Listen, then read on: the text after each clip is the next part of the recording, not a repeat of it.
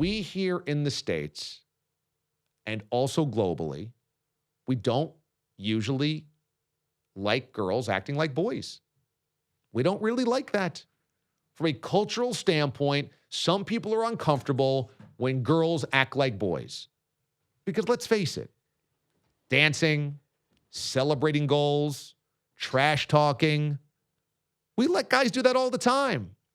But women have never been really allowed to do that. I mean, just go back to the turn of the century where men can be in bathing suits, but women can't even show elbows or knees. No, we must be prim and proper, and you are a young lady, and you cannot act like a boy. There's part of this that just culture isn't ready for women to be brash. Don't like it. And part of this is age. There's a generation of Americans and people in every country that grew up at a time where women were in the kitchen and women did not talk back and women were not equal.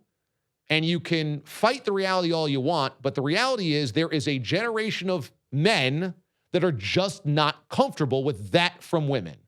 And there's a generation of women that aren't comfortable with that coming from young women. And there's an element here of that. There's an element here where they were the first chicks that acted like dudes. And people said, whoa, whoa, whoa, whoa, whoa, whoa, whoa, whoa.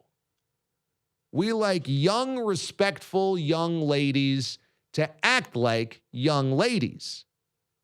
When in reality, we see guys do this all the time, and we're totally immune to it because we've seen it forever. This is the first time we saw chicks acting like dudes. That scared people. To me,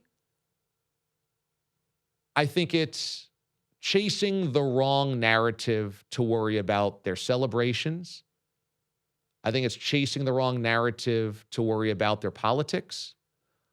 I think the most important and overwhelming storyline to me is look at what we do when American resources, talent, and attention get put on a sport.